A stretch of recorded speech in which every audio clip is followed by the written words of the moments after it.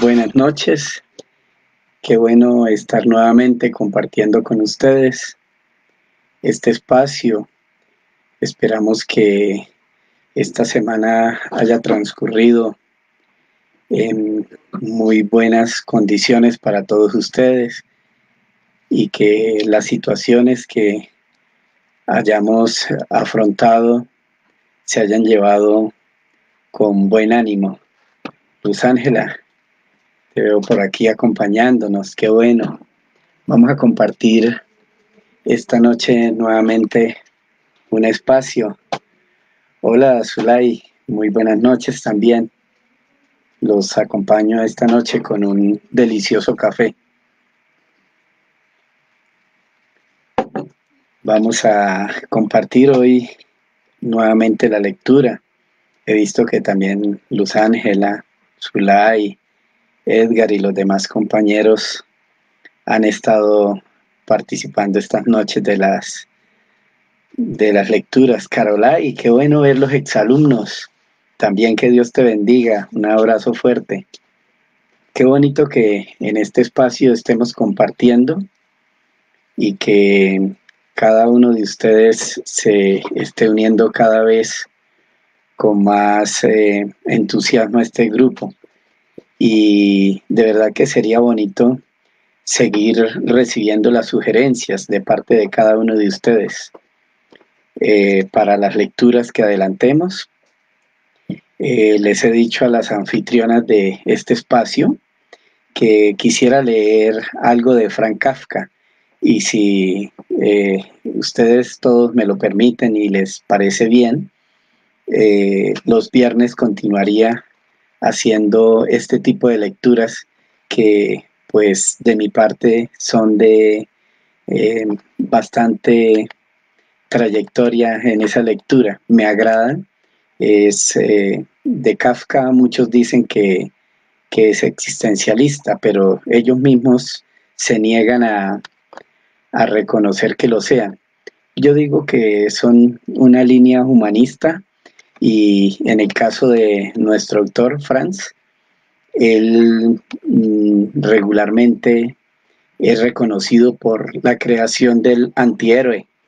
En una sociedad que está acostumbrada a los héroes, él presenta lo contrario.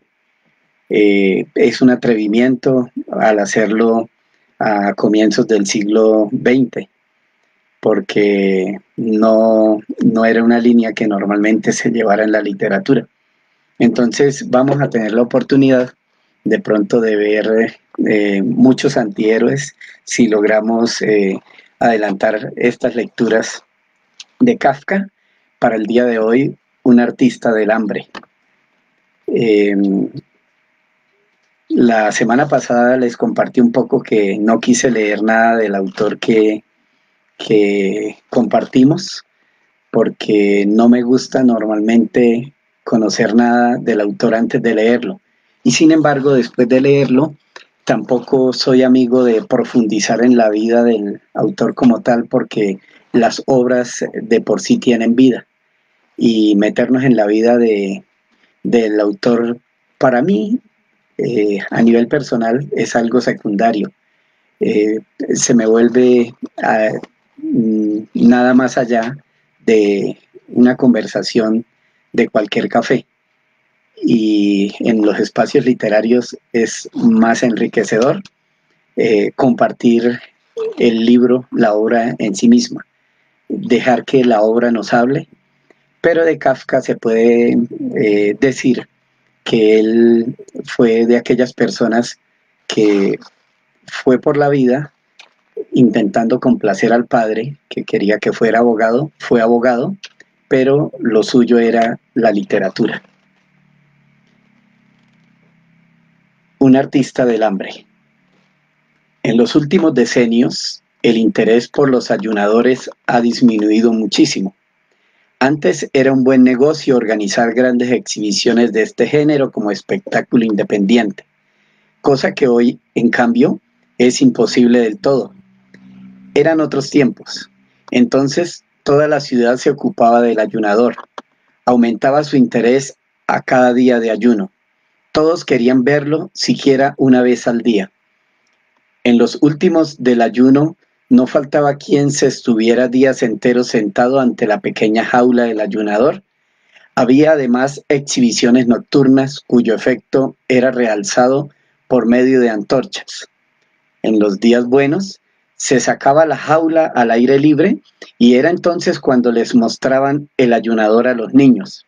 Para los adultos, aquello solía no ser más que una broma, en la que tomaban parte medio por moda, pero los niños, cogidos de las manos por prudencia, miraban asombrados y boquiabiertos a aquel hombre pálido, con camiseta oscura, de costillas salientes, que desdeñando un asiento, permanecía tendido en la paja esparcida por el suelo y saludaba a veces cortésmente o respondía con forzada sonrisa a las preguntas que se le dirigían o sacaba, quizá, un brazo por entre los hierros para hacer notar su delgadez y volvía después a sumirse en su propio interior sin preocuparse de nadie ni de nada, ni siquiera de la marcha del reloj, para él tan importante, única pieza de mobiliario que se veía en su jaula. Entonces se quedaba mirando al vacío delante de sí con ojos semicerrados y solo de cuando en cuando bebía un diminuto vaso, un sorbito de agua para humedecerse los labios. Aparte de los espectadores que sin cesar se renovaban, había allí vigilantes permanentes designados por el público, los cuales, y no deja de ser curiosos, solían ser carniceros. Siempre debían estar 3 al mismo tiempo y tenían la misión de observar día y noche al ayunador para evitar que, por cualquier recóndito método, pudiera tomar alimento. Pero esto era solo una formalidad introducida para tranquilidad de las masas, pues los iniciados sabían muy bien que el ayunador durante el tiempo del ayuno, en ninguna circunstancia, ni aun a la fuerza, tomaría la más mínima porción de alimento. El honor de su profesión se lo prohibía. A la verdad, no todos los vigilantes eran capaces de comprender tal cosa. Muchas veces había grupos de vigilantes nocturnos que ejercían su vigilancia muy débilmente. Se juntaban adrede en cualquier rincón y allí se sumían en los lances de un juego de cartas con la manifiesta intención de otorgar al ayunador un pequeño respiro durante el cual, a su modo de ver, podía sacar secretas provisiones, no se sabía de dónde. Nada atormentaba tanto al ayunador como tales vigilantes, lo atribulaban. Le hacían espantosamente difícil su ayuno. A veces sobreponíase a su debilidad y cantaba durante todo el tiempo que duraba aquella guardia, mientras le quedase aliento para mostrar a aquellas gentes la injusticia de sus sospechas. Pero de poco le servía, porque entonces se admiraban de su habilidad que hasta le permitía comer mientras cantaba. Muy preferibles eran para él los vigilantes que se pegaban a las rejas y que, no contentándose con la turbia iluminación nocturna de la sala, le lanzaban a cada momento el rayo de las lámparas eléctricas de bolsillo que ponía a su disposición el empresario. La luz cruda no lo molestaba. En general no llegaba a dormir, pero quedar traspuesto un poco podía hacerlo con cualquier luz, a cualquier hora y hasta con la sala llena de una estrepitosa muchedumbre. Estaba siempre dispuesto a pasar toda la noche en vela con tales vigilantes. Estaba dispuesto a bromear con ellos, a contarles historias de su vida vagabunda y a oír en cambio las suyas solo para mantenerse despierto, para poder mostrarles de nuevo que no tenía en la jaula nada comestible y que soportaba el hambre como no podía hacerlo ninguno de ellos. Pero cuando se sentía más dichoso era al llegar la mañana, y por su cuenta les era servido a los vigilantes un abundante desayuno, sobre el cual se arrojaban con el apetito de hombres robustos que han pasado una noche de trabajosa vigilia. Cierto que no faltaban gentes que quisieran ver en este desayuno un grosero soborno de los vigilantes, pero la cosa seguía haciéndose. y si les preguntaba si querían tomar a su cargo sin desayuno, la guardia nocturna no renunciaban a él, pero conservaban siempre sus sospechas. Pero estas pertenecían ya a las sospechas inherentes a la profesión del ayunador. Nadie estaba en situación de poder pasar ininterrumpidamente días y noches como vigilante junto al ayunador. Nadie, por tanto, podía saber por experiencia propia si realmente habían ayunado sin interrupción y sin falta. Solo el ayunador podía saberlo, ya que era él al mismo tiempo un espectador de su hambre completamente satisfecho. Aunque por otro motivo tampoco lo estaba nunca. ¿Acaso no era el ayuno la causa de su enflaquecimiento tan atroz que muchos con gran pena suya tenían que abstenerse de frecuentar las exhibiciones por no poder sufrir su vista? Tal vez su esquelética delgadez procedía de su descontento consigo mismo. Solo él sabía, solo él y ninguno de sus adeptos, qué fácil cosa era el suyo. Era la cosa más fácil del mundo. Verdad que no lo ocultaba, pero no le creían.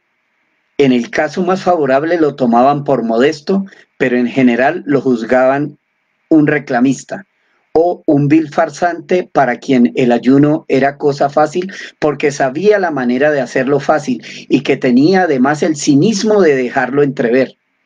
Había de aguantar todo esto y en el curso de los años ya se había acostumbrado a ello, pero en su interior siempre le recomía este descontento y ni una sola vez al fin de su ayuno, esta justicia había que hacérsela, había abandonado su jaula voluntariamente. El empresario había fijado 40 días como el plazo máximo de ayuno, más allá del cual no le permitía ayunar ni siquiera en las capitales de primer orden, y no dejaba de tener sus buenas razones para ello. Según le había enseñado su experiencia, durante 40 días, valiéndose de toda suerte de anuncios que fueran concentrando el interés, podía quizás aguijonearse progresivamente la curiosidad de un pueblo. Mas pasado este plazo, el público se negaba a visitarle, disminuía el crédito de que gozaba el artista del hambre. Claro que este punto podían observarse pequeñas diferencias según las ciudades y las naciones, pero por regla general, los 40 días eran el periodo de ayuno más dilatado posible. Por esta razón, a los 40 días era abierta la puerta de la jaula, ornada con una guirnalda de flores. Un público entusiasmado llenaba el anfiteatro. Sonaban los acordes de una banda militar. 2 médicos entraban en la jaula para medir al ayunador según normas científicas y el resultado de la medición se anunciaba a la sala por medio de un altavoz. Por último, 2 señoritas felices de haber sido elegidas para desempeñar aquel papel mediante sorteo, llegaban a la jaula y pretendían sacar de ella al ayunador y hacerle bajar un par de peldaños para conducirle ante una mesilla en la que estaba servida una comida de enfermo cuidadosamente escogida. Y en este momento el ayunador siempre se resistía. Cierto que colocaba voluntariamente sus huesudos brazos en las manos que las 2 damas, inclinadas sobre él, le tendían dispuestas a auxiliarle, pero no quería levantarse. ¿Por qué suspender el ayuno precisamente entonces a los 40 días? Podía resistir aún mucho tiempo más, un tiempo ilimitado. ¿Por qué cesar entonces cuando estaba en lo mejor del ayuno? ¿Por qué arrebatarle la gloria de seguir ayunando y no solo la de llegar a ser el mayor ayunador de todos los tiempos, cosa que probablemente ya lo era, sino también la de sobrepujarse a sí mismo hasta lo inconcebible, pues no sentía límite alguno en su capacidad de ayunar? ¿Por qué aquella gente que fingía admirarlo tenía tan poca paciencia con él? Si aún podía seguir ayunando, ¿por qué no querían permitírselo? Además, estaba cansado, se hallaba muy a gusto tendido en la paja y ahora tenía que ponerse en pie cuán largo era y acercarse a una comida, cuando con solo pensar en ella sentía náuseas que contenía difícilmente por respeto a las damas. y alzaba la vista para mirar los ojos de las señoritas, en apariencia tan amables, en realidad tan crueles, y movía después negativamente sobre su débil cuello la cabeza que le pesaba como si fuese de plomo. Pero entonces ocurría lo de siempre. Ocurría que se acercaba el empresario silenciosamente, con la música no se podía hablar, alzaba los brazos sobre el ayunador, como si invitara al cielo a contemplar el estado en que se encontraba sobre el montón de paja, aquel mártir digno de compasión, cosa que el pobre hombre, aunque en otro sentido, lo era. Agarraba al ayunador por la sutil cintura, tomando al hacerlo exageradas precauciones, como si quisiera hacer creer que tenía entre las manos algo tan quebradizo como el vidrio, y no sin darle una disimulada sacudida, en forma que al ayunador, sin poderlo remediar, se le iban a un lado y otro las piernas y el tronco se lo entregaba a las damas, que se habían puesto entre tanto mortalmente pálidas. Entonces el ayunador sufría todos sus males, la cabeza le caía sobre el pecho como si le diera vueltas y sin saber cómo hubiera quedado en aquella postura.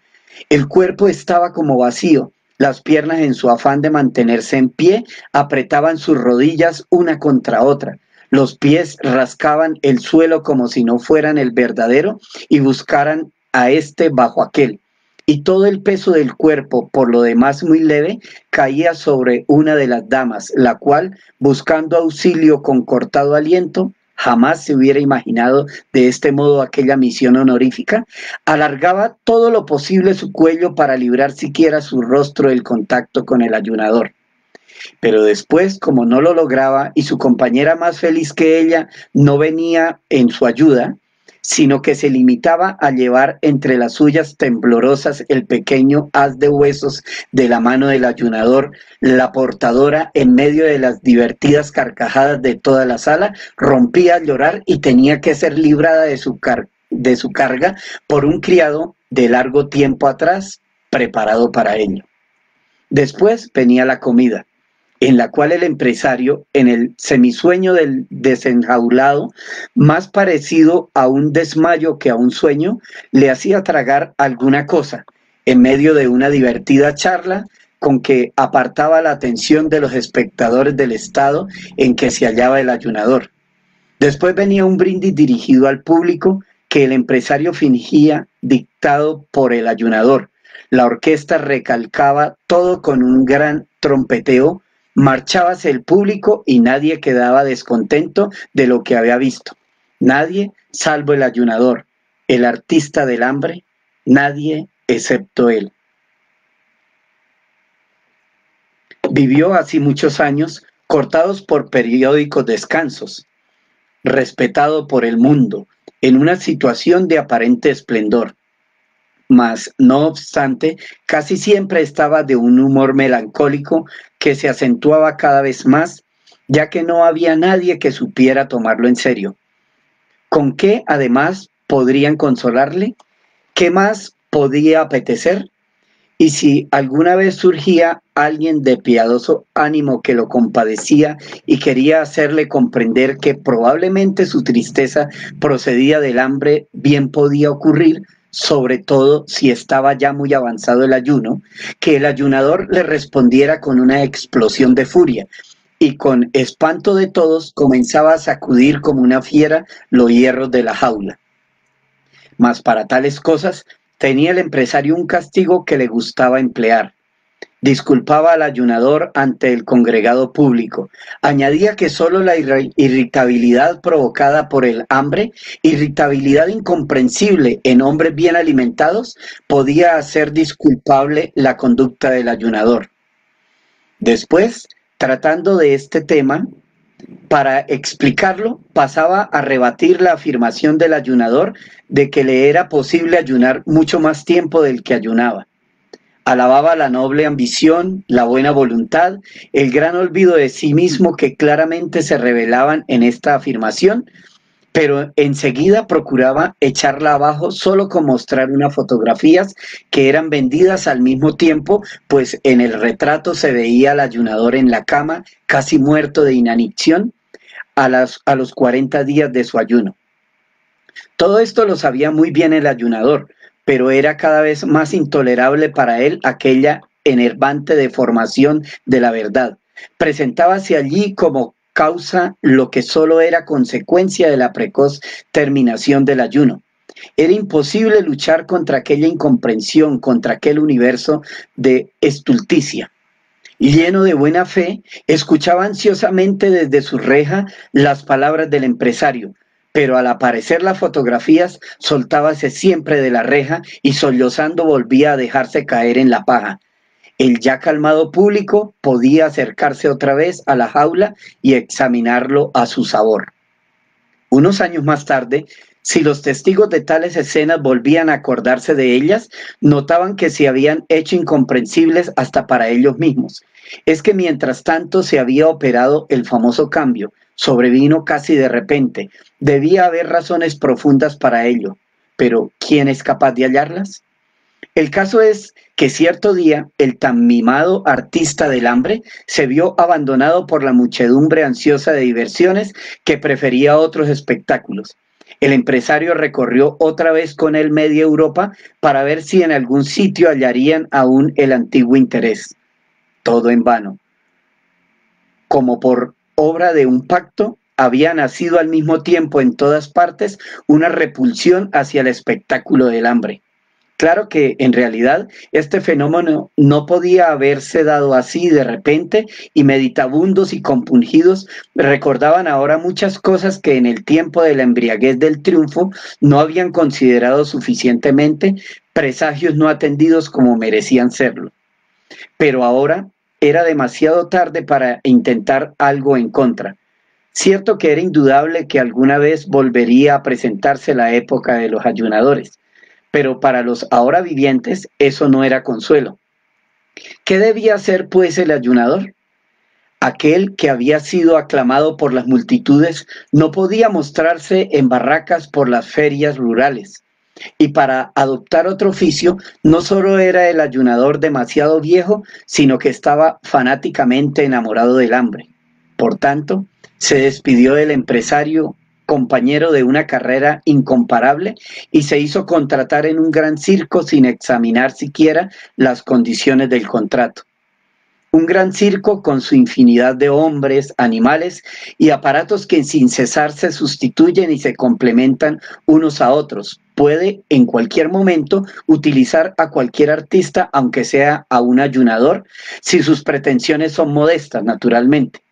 Además, en este caso especial, no era solo el mismo ayunador quien era contratado, sino su antiguo y famoso nombre. Y ni siquiera se podía decir, dada la singularidad de su arte, que como al crecer la edad mengua la capacidad, un artista veterano que ya no está en la cumbre de su poder, trata de refugiarse en un tranquilo puesto de circo. Al contrario, el ayunador aseguraba, y era plenamente creíble, que lo mismo podía ayunar entonces que antes, y hasta aseguraba que si lo dejaban hacer su voluntad, cosa que al momento le prometieron, sería aquella la vez en que había de llenar al mundo de justa admiración, afirmación que provocaba una sonrisa en la gente del oficio que conocían el espíritu de los tiempos del cual en su entusiasmo habíase olvidado el ayunador.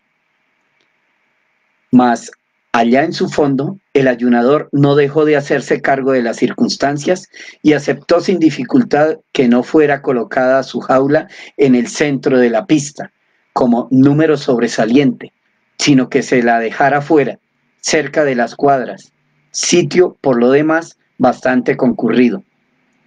Grandes carteles de colores chillones rodeaban la jaula y anunciaban lo que había que admirar en ella. En los intermedios del espectáculo, cuando el público se dirigía hacia las cuadras para ver los animales, era casi inevitable que pasaran por delante del ayunador y se detuvieran allí un momento.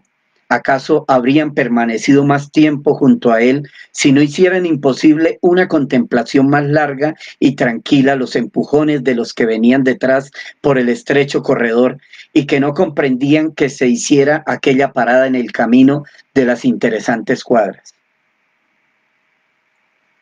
Por este motivo, el ayunador temía aquella hora de visitas, que por otra parte anhelaba como el objeto de su vida. En los primeros tiempos apenas había tenido paciencia para esperar el momento del intermedio. Había contemplado con entusiasmo la muchedumbre que se extendía y venía hacia él, hasta que muy pronto ni la más obstinada y casi consciente voluntad de engañarse a sí mismo se salvaba de aquella experiencia. Tuvo que convencerse de que la mayor parte de aquella gente, sin excepción, no traía otro propósito que el de visitar las cuadras. Y siempre era lo mejor el ver aquella masa así desde lejos, porque cuando llegaban junto a su jaula, enseguida lo aturdían los gritos e insultos de los dos partidos que inmediatamente se formaban. El de los que querían verlo cómodamente, y bien pronto llegó a ser este bando el que más apenaba al ayunador, porque se paraban no porque les interesara lo que tenían ante los ojos, sino por llevar la contraria y fastidiar a los otros. Y el de los que solo apetecían llegar lo antes posible a las cuadras. Una vez que había pasado el gran tropel, venían los rezagados, y también estos, en vez de quedarse mirándolo cuanto tiempo les apeteciera, pues ya era cosa no impedida por nadie, pasaban deprisa, a paso largo, apenas concediéndole una mirada de reojo para llegar con tiempo de ver los animales. Y era caso insólito el que viniera un padre de familia con sus hijos, mostrando con el dedo al ayunador y explicando extensamente de qué se trataba, y hablara de tiempos pasados cuando había estado él en una exhibición análoga, pero incomparablemente más lúcida que aquella. Y entonces los niños, que a causa de su insuficiente preparación escolar y general, ¿qué sabrían ellos lo que era ayunar? Seguían sin comprender lo que contemplaban. Tenían un brillo en sus inquisidores ojos, en que se traslucían futuros tiempos más piadosos. Quizá estarían un poco mejor las cosas, decíase a veces el ayunador, si el lugar de la exhibición no se hallase tan cerca de las cuadras. Entonces les habría sido más fácil a las gentes elegir lo que prefirieran.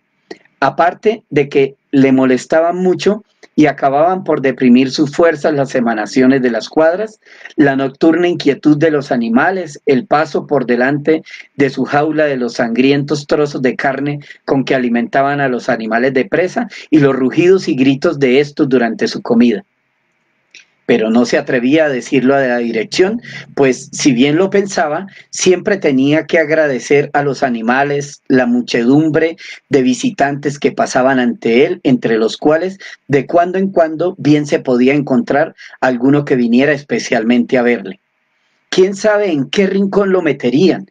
Si al decir algo le recordaba que aún vivía y les hacía ver, en resumidas cuentas, que no venía a ser más que un estorbo en el camino de las cuadras. Un pequeño estorbo, en todo caso, un estorbo que cada vez se hacía más diminuto.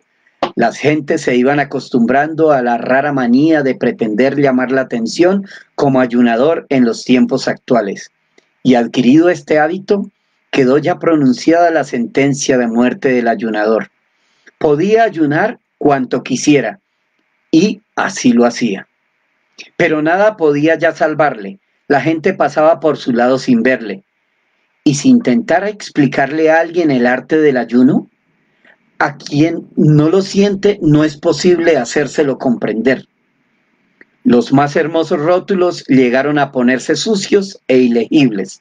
Fueron arrancados y a nadie se le ocurrió renovarlos. La tablilla con el número de los días transcurridos desde que había comenzado el ayuno, que en los primeros tiempos era cuidadosamente mudada todos los días, hacía ya mucho tiempo que era la misma.